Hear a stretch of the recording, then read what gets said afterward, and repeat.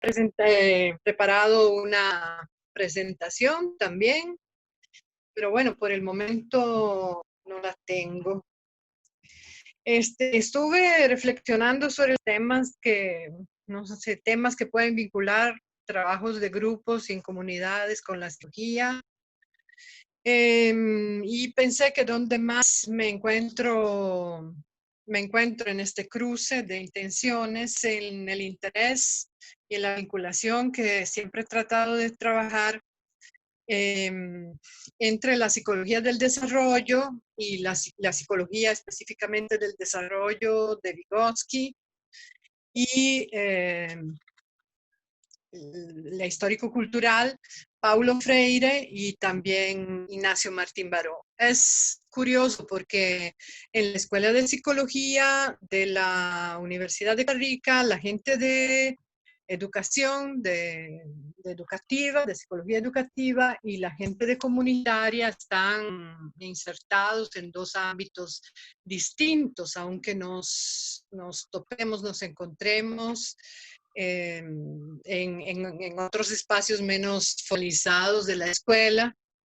Y también, por ejemplo, en la maestría, en el posgrado de la Escuela de Psicología hay posgrado en psicología comunitaria y hay otro posgrado que están haciendo en psicología educativa. Siempre, bueno, tratando de trabajar la psicología histórico-cultural de Vygotsky y sus relaciones con la alfabetización crítica, Paulo Freire y la psicología de la liberación de Ignacio Martín Baró. Estos personajes tienen muchísimo en común en realidad. Tienen en común, por ejemplo, la visión de que el ser humano está insertado en un contexto histórico y cultural y no se puede entender nada de su desarrollo, de su estar en este mundo sin partir desde ahí, verlo entretejido desde ahí. Tienen el tema de la conciencia en común también. Siempre con la otra mano estoy tratando de ver si logro abrir mostrarle la presentación. Entonces, la idea de la conciencia, de la concienciación, de la psicología crítica, de la alfabetización crítica, ¿no? De hecho.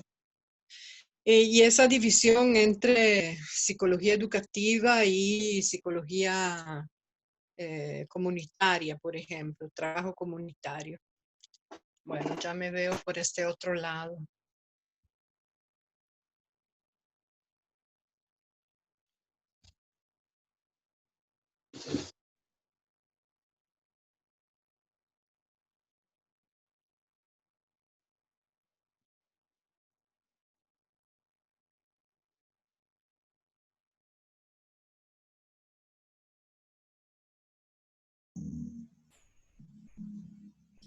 Aquí estoy. Ahora voy, ¿se me escucha? ¿Sí o no? Sí, sí, te escuchas, te escuchas.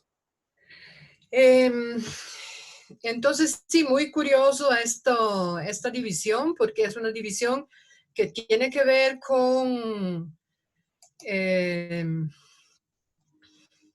la historia de la psicología y con lo que se ha hecho hasta el momento.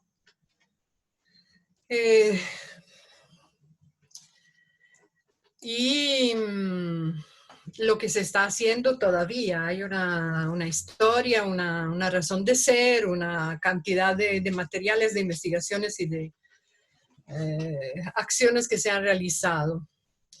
Pero curiosamente siempre las personas que trabajan en educativa son personas que están como vinculadas con la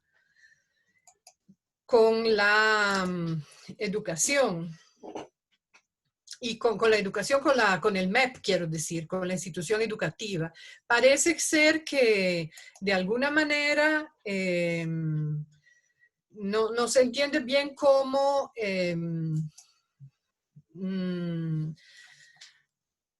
Es difícil pensar y mover esta cosa que además, entre otras cosas, no responde.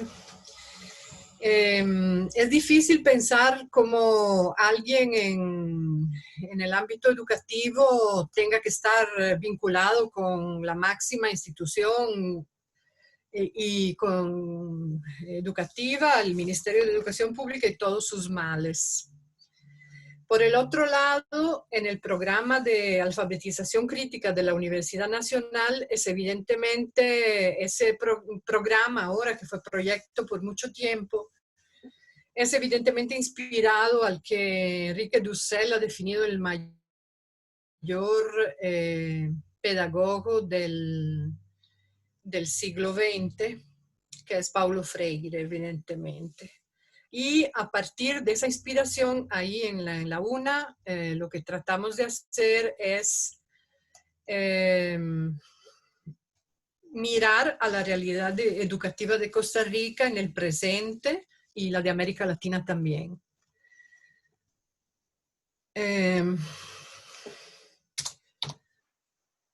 Mirar, ver qué está pasando sin meternos en ninguna, sin empezar con nada ya establecido. Con los ojos abiertos y la cabeza abierta, pensar, mirar y entonces este era el primero de mis consideraciones, que la psicología educativa es considerada parte de lo comunitario y si es por razones paradigmáticas. Y también ahí, bueno, que aquí está Ignacio Martín Baró, que afirmaba que hay que poner mucha atención al hecho de ir desde la teoría a la realidad y de los modelos a los problemas, que muchas veces se hace y Adriana Rodríguez en su práctica menciona el tema de que entrar con un proyecto predefinido a las comunidades genera tensiones entre la estructura institucional y la realidad comunitaria. Y en educativa eso se hace con las manos llenas. De alguna manera, tiene que ver algo con cuál psicología educativa puede hablarse con lo comunitario, puede interactuar con lo comunitario, dialogar. Tal vez desde no tanto psicología educativa como campo de aplicación, sino que psicología educativa desde su fundamentación teórica, porque hay psicología educativa, por ejemplo, están algunas muy de moda, cognitivo-conductuales, que son psicologías guión técnicas, ¿no? Como algunos las han llamado desde Foucault y después Byung-Chul Han habla de cómo se convierten en tecnologías del yo, como se convierte en modos, en maneras de pensar que se acercan ahí al ser humano y tratan de ponerlo a trabajar el ser humano, ¿no? No sé si estar mejor o funcionar mejor tal vez.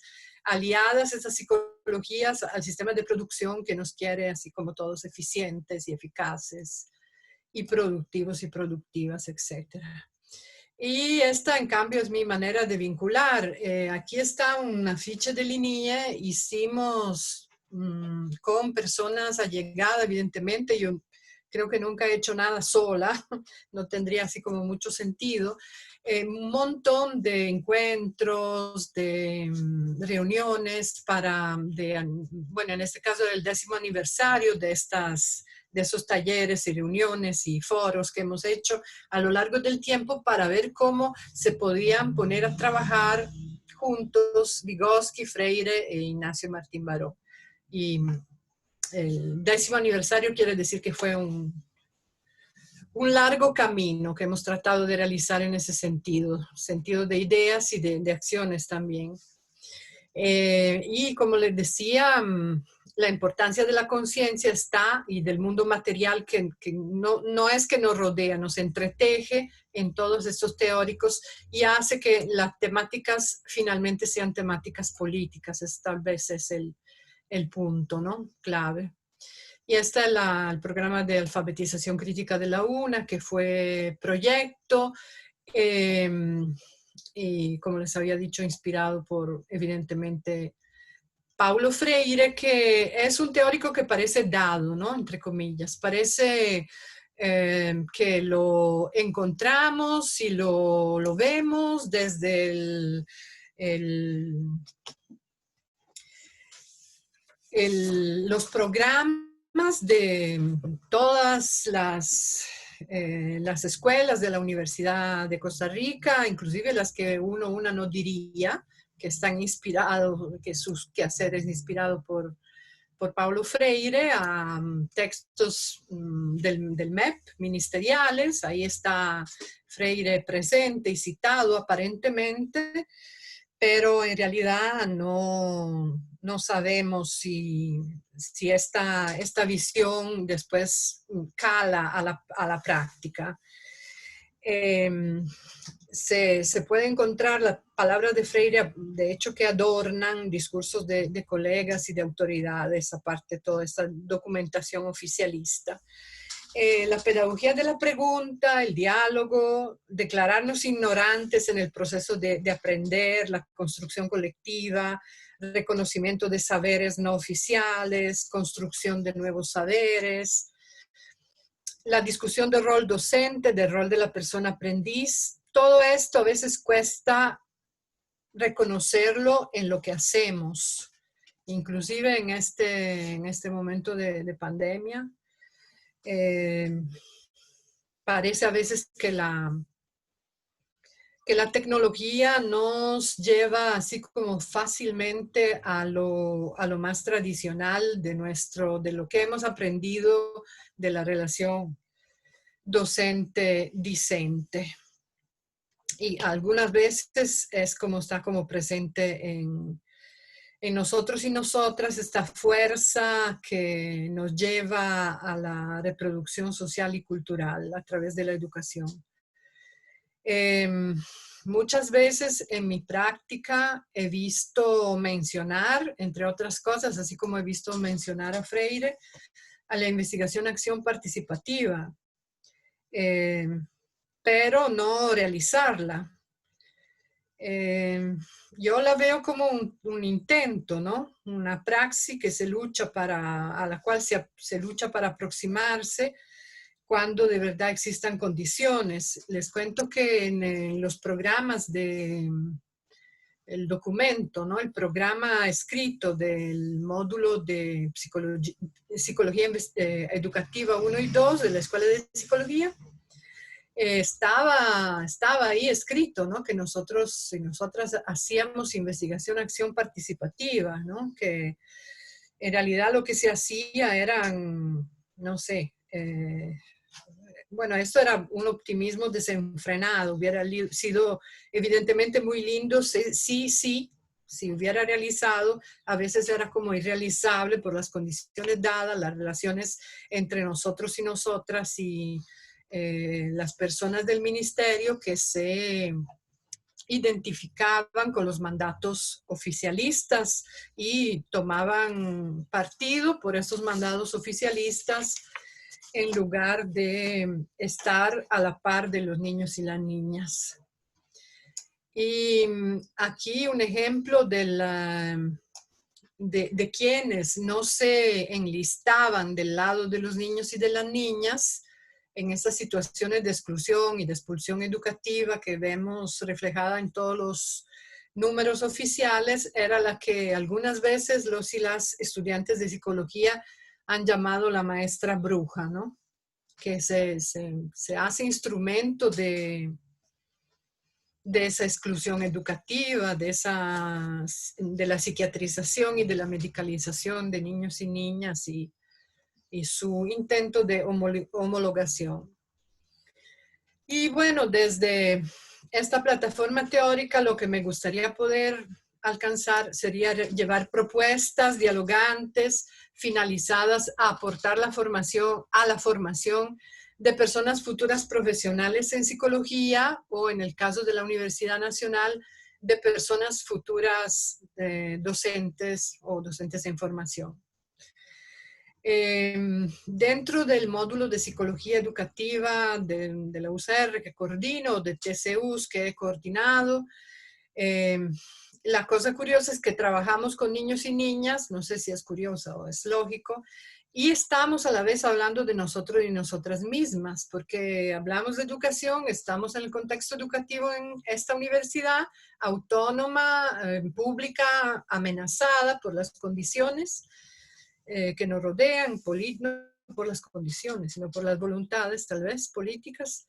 Y del otro lado están los niños y las niñas, ¿no? Es lo que esta imagen quiere reflejar. Y a veces es de alguna manera incómodo o tal vez muy lindo vernos reflejados y reflejadas en ellos, estudiantes universitarios, universitarias y alumnado de la escuela.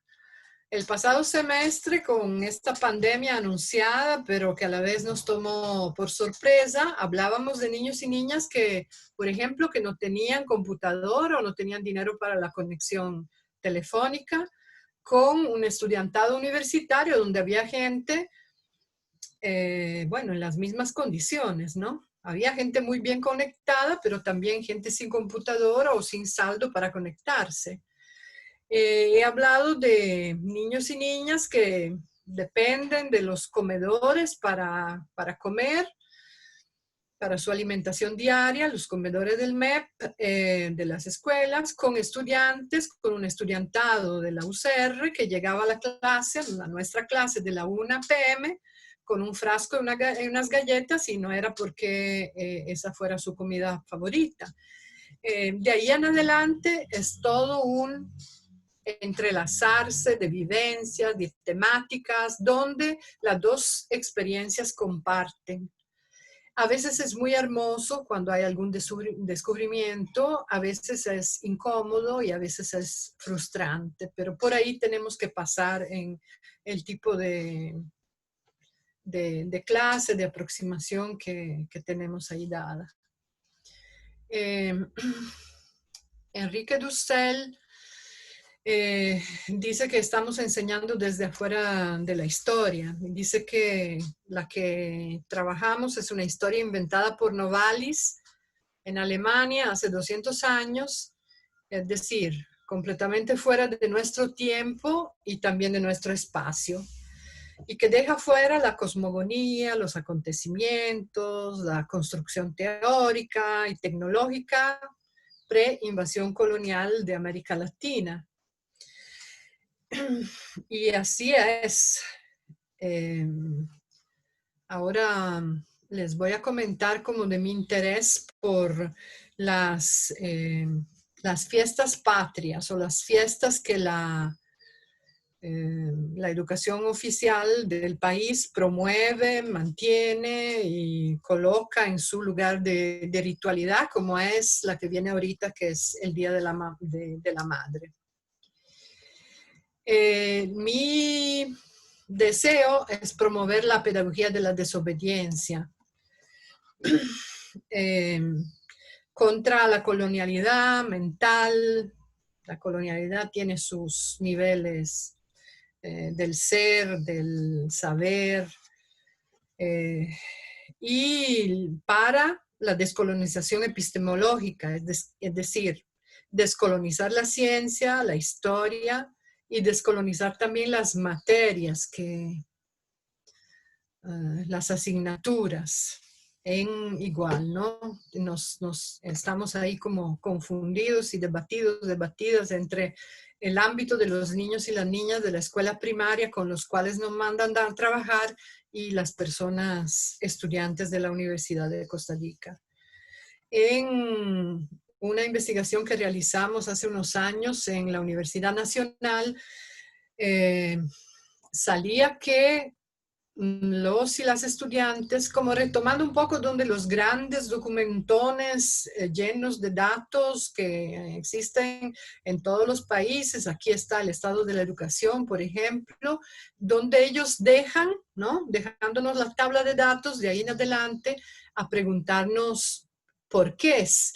Y bueno, en esa entrada en las escuelas y en los colegios que realizamos como personas investigadoras sin hipótesis previas, sentándonos ahí nomás, nos dimos cuenta de que esa escuela, esa institución educativa era una institución educativa idiotizante, es decir, que si estudiamos en psicología, psicólogos y psicólogas que construyen un modelo de desarrollo para los niños y las niñas, para las personas adolescentes y adultas, que donde la institución educativa debería ser un apoyo, un andamio, un aporte para un desarrollo integral de la persona, esta escuela parecía exactamente hacer lo contrario, parecía operar un desmontaje de estas de este camino hacia el desarrollo integral de la persona. Y los y las adolescentes con los cuales trabajamos estaban plenamente conscientes del daño pues, que la institución estaba haciéndoles más que aporte o andamio. Solo que la reacción a esa conciencia de idiotización era sí era una desobediencia, era una resistencia no organizada. Ahí la estábamos esperando o tratando de construir que esas formas de resistencia se transformaran en algo más, en contrahegemonía, por ejemplo. Entonces, la pedagogía de la desobediencia es una pedagogía para las maestras también, para que esas personas que trabajan en la institución educativa opten por apoyarse o por tomar el bando de las personas estudiantes sobre el aparataje bien construido autoritariamente y jerárquicamente del Ministerio de Educación Pública. Y bueno, como les contaba, una de las luchas es que el contenido educativo y aparte las formas de la educación tienen que ver con, las formas tienen que ver con lo memorístico, con lo repetitivo, y seguramente repetir no es crear, no es inventar, no es ser. Freire nos enseñó la pedagogía de la pregunta, que todavía nos cuesta tanto abrazar. Y el Ministerio de la Educación, transitando por ahí, nos proporciona esas formas y modalidades educativas que son así, que son memorísticas, que son repetitivas, que son ideologizantes. En las cosas que he escrito tengo ejemplos que si uno los leyera desde afuera, desde algún lugar, ahí no sé, afuera, podrían parecer divertidos, pero que no lo son. Y entre toda esta discursividad me he topado con enteros manuales del MEP dedicados, diferentes a lo largo del andar de distintos gobiernos, donde se construyen unidades didácticas sobre la celebración de las fiestas patrias, por ejemplo, ¿no? Como les contaba antes. En el fondo, o tal vez ni tan en el fondo, siempre asumen esa historia como una historia contada una vez por todas, como decía Dussel, y quién sabe proveniente desde dónde, ¿no?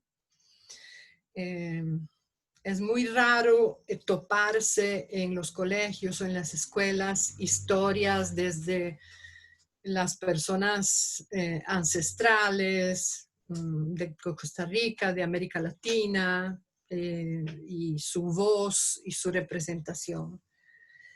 El Día de la Madre lo menciono porque hay tantos de estos momentos rituales en la educación pública. Está el Día de la Madre, el Día del Padre, todos ahí como acuerpados en el Día del Niño, acuerpados en el intento de construir, reconstruir, darle realidad a la familia, ¿no? Entre comillas, la familia como debe ser en el patriarcado, así con sus roles definidos y con su forma definida.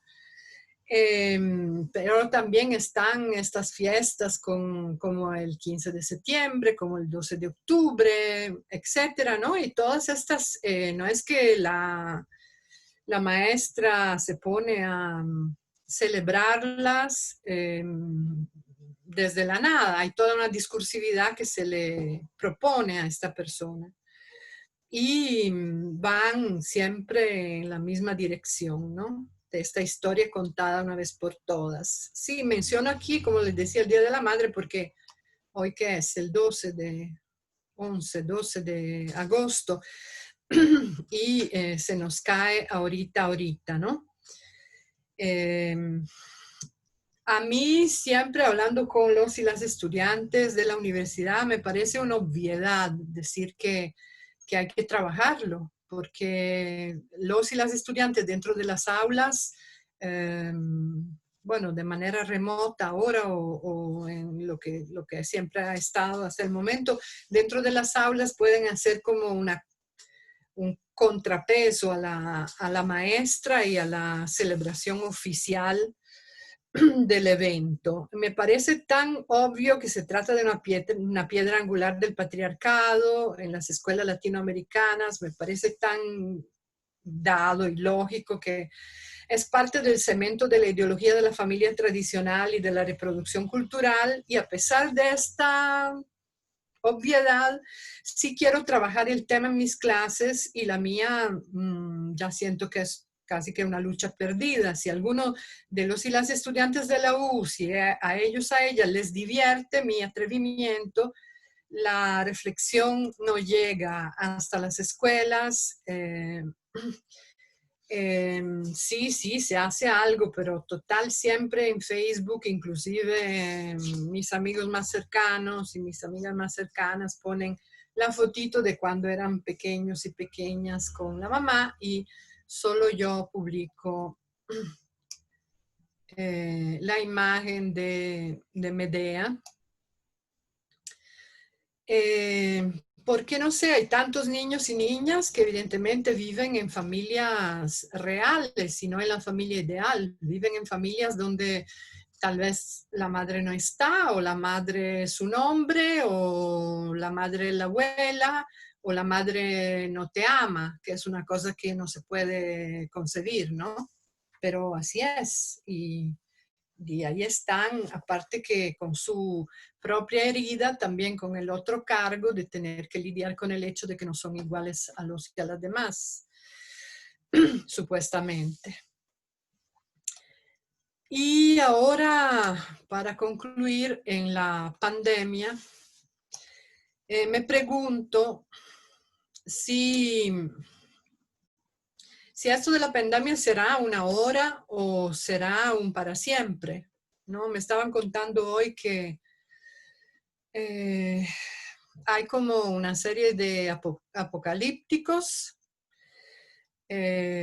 citando a Umberto Eco, que escriben en las redes que después de la pandemia vendrá el meteorito, etcétera, no sé, pero puede ser que esto sea un para siempre, o que tengamos que asumirlo como un para siempre, donde cosemos juntos lo que hemos hecho con la naturaleza, con el ambiente y nuestra condición de personas vulnerables en un entorno que hemos hecho hostil para nosotros y nosotras, a partir de un modo de producción que hemos o que otros han decidido.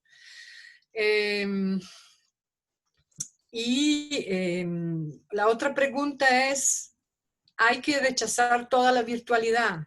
Ya que la virtualidad es la tecnología y esta tiene que ver con la causa de las diferencias sociales. Entonces la virtualidad y la diferencia social estarían vinculadas necesariamente. Parte del pacto social en Costa Rica tiene que ver con que los movimientos sociales tienen que ser débiles para que podamos ser todos clase media, como dice un artículo chileno que he leído, o creer que lo somos, ¿no? Y ahí, a partir de eso, estar tranquilitos y tranquilitas en nuestra clase media. Nuestro presidente dialoga con las cámaras empresariales, con los bancos, con las organizaciones del comercio internacional, y no con los sindicatos, sino con las organizaciones sociales. Y no parece ser este el momento exacto, bueno, aparentemente para el debate democrático, ¿no? Y más preguntas, entonces, ¿será que la virtualidad cae en esta casilla y tenemos que tratarla como inevitablemente algo autoritario, unidireccional? ¿Existirá o existirán aspectos de la virtualidad en educación que la puedan transformar en un instrumento para la democratización del conocimiento, de la misma institución educativa, de nuestra universidad tan herida y tan en peligro? Y bueno, si estoy participando en ese espacio, para concluir, conocen cuál es mi apuesta. Hasta aquí llego. Muchas gracias. Gracias a vos, Mauricia, por esta presentación que nos mostrás. Me gustaría, si el grupo tiene preguntas, podríamos hacer una pequeña rondita, preguntas o comentarios también a Mauricia, o en general, ¿qué les generó esta presentación, estas provocaciones, que muchas son, ¿verdad? De provocaciones que nos trae Mauricia sobre la psicología educativa y sobre la educación en general, que justo hemos venido hablando de una educación bancaria, y también estas preguntas de cómo, que creo que es como la pregunta central de este taller, de cómo pensar una educación popular en este durante, ¿verdad? Porque la hemos tratado de ir imaginando en un post, como si ese post llegara a ser en enero del 2021, y en realidad no tenemos la más mínima idea de cuándo va a ser. Entonces creo que ya no podemos negarlo y pensar más bien en qué se puede hacer ya, ¿verdad? Entonces abro el espacio para preguntas. Recordemos nada más que ya estamos sobre la hora, entonces también para que vayamos pensando en un cierre.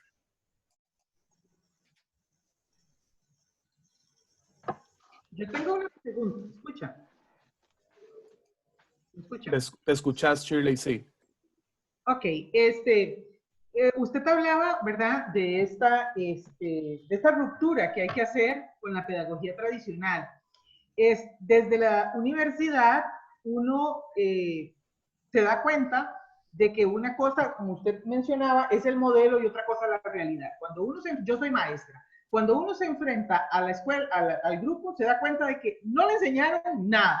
Nada de lo que uno aprendió sirve para el momento en el que un niño es abusado, cuando llega un niño llorando, cuando uno se encuentra con situaciones extremas, nada lo preparó a uno para eso en la universidad.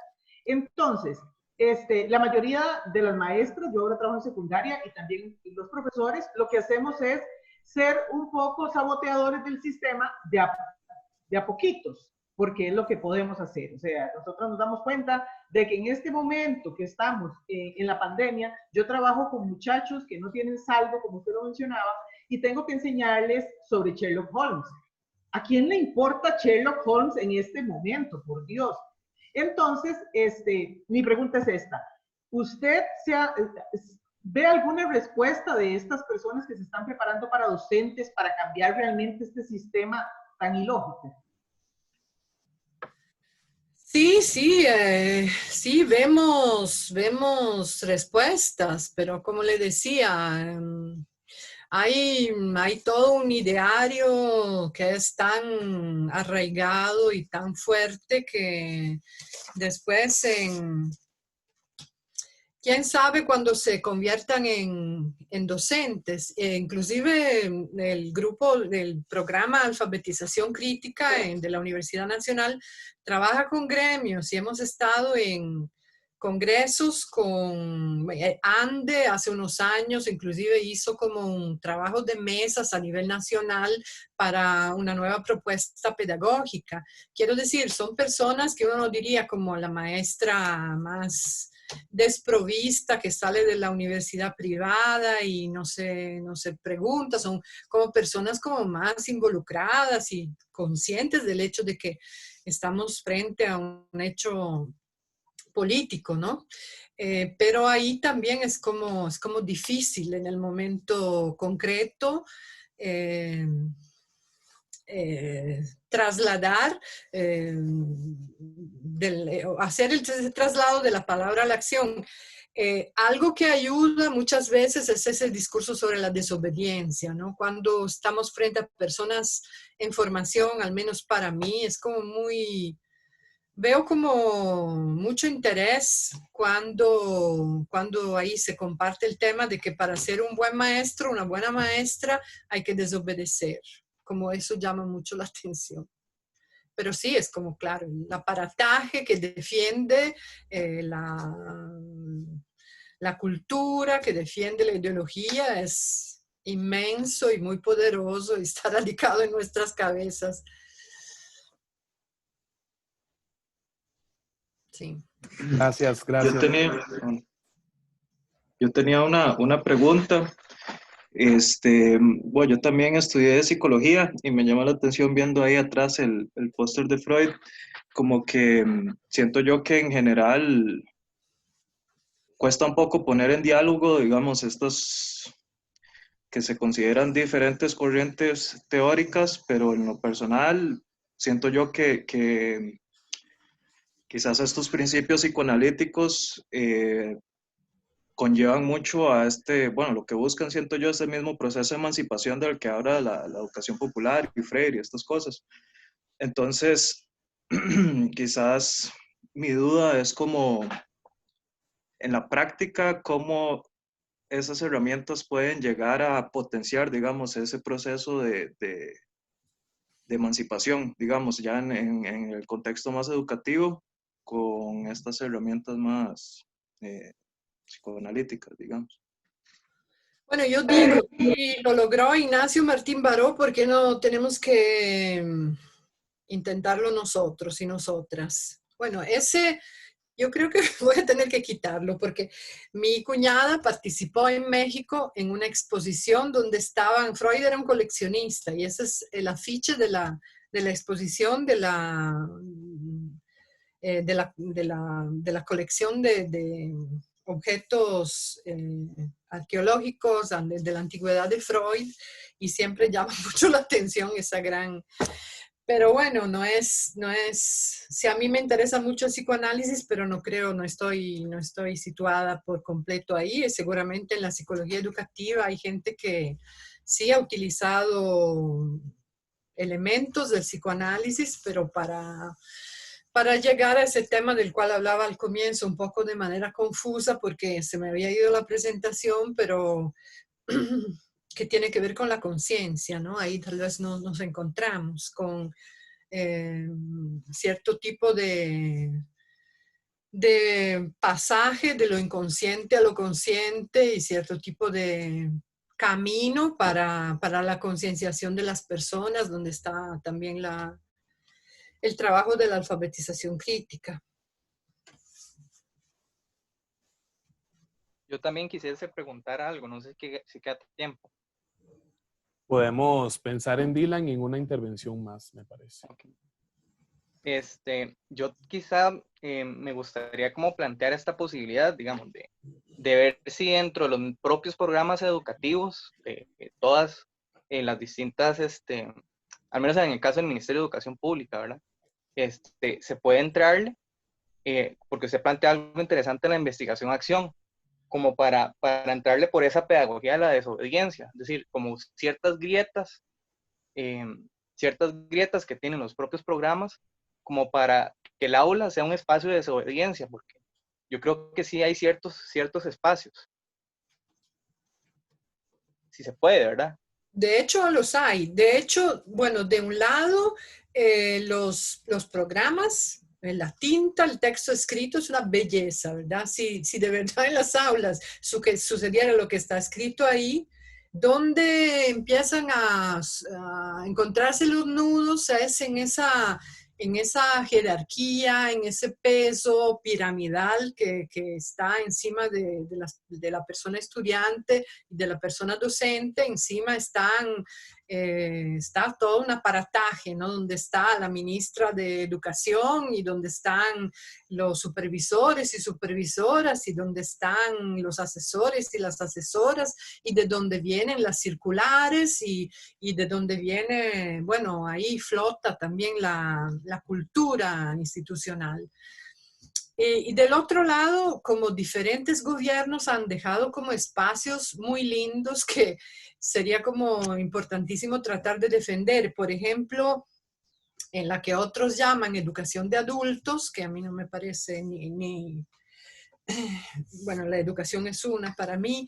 Esos espacios como los IPEC, los INDEA, los nocturnos, todos los espacios donde se podría trabajar, a veces, por ejemplo, los IPEC, fruto de antiguos gobiernos y antiguas trabajo que se ha hecho con asesores que vinieron de Chile en momentos interesantes. Tienen inclusive un programa de estudios que no está, que es esperanzador, interesante. O por ejemplo, el aula abierta en primaria, había tantas aulas abiertas, ahora quedan ahí como poquitas, como dice usted, unas islas. El aula abierta era un lugar donde se podían reunir con diferentes horarios, diferentes modalidades, gentes de diferentes edades que la escuela estaba expulsando, ¿no? Complicado para la persona que da clases ahí, pero ya para decir la primera estupidez de la escuela es quien dice que hay que reunir en un lugar personas con la misma edad. Ya ahí podríamos hablar un montón, ¿no? Pero de esas islas hay montones y el texto oficial es una belleza. El problema y los nudos y los tropiezos están en otro lado. Gracias. Entonces, Yuleisi sería con quien cerraríamos ya esta ronda. Sí, bueno, a mí me surgen como una serie de dudas. Bueno, de hecho, yo no soy educadora, tampoco dice mucho de psicología, soy estudiante de antropología. Y bueno, había participado en un proyecto de investigación participativa en una comunidad.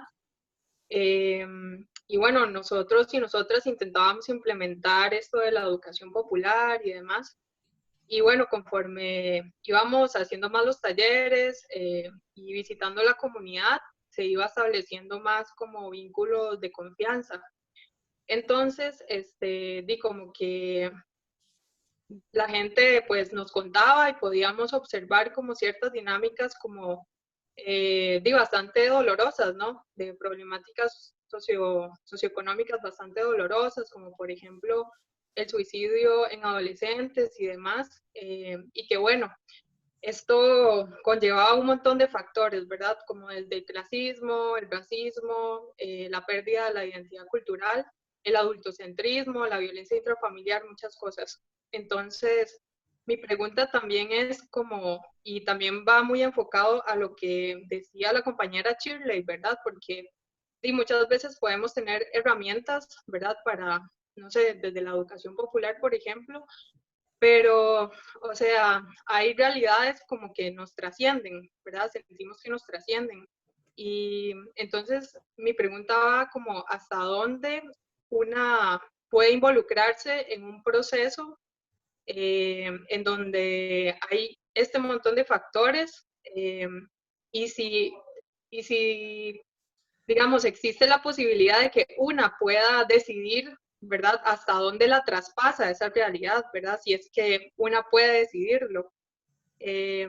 Entonces, mi duda va mucho por ahí, porque muchas veces cuando una entra a una comunidad, sí, tiene que también tener los pies sobre la tierra, ¿verdad?, y darse cuenta cuál es el rol que usted cumple como facilitadora, pero muchas veces hasta en dinámicas en donde usted puede observar violencia, sabe que no puede nada más llegar y irrumpir y, ¿verdad? Siendo una persona externa a esa comunidad.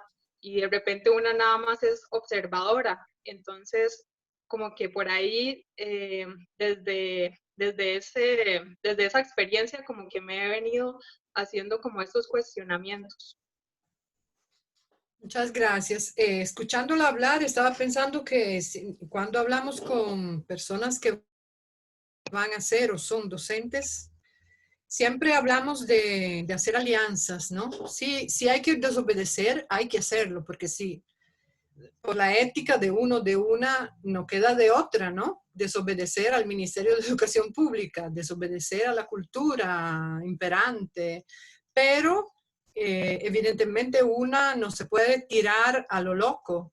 Hay que establecer alianzas. Y algo del que, ¿no? Siempre, curiosamente, no he hablado, es el hecho de que yo concibo la institución educativa, al menos personalmente, ¿no? Sí está toda esa jerarquía del ministerio, está el cuerpo docente, están todas las personas que trabajan en la escuela, están los niños y las niñas, pero está la comunidad y están las familias también, ¿no?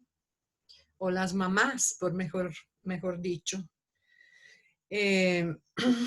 Entonces, no se puede armar una actividad educativa que no involucre alianzas entre personas y alianzas con las familias y con la comunidad, y alianzas con los niños y con las niñas, evidentemente.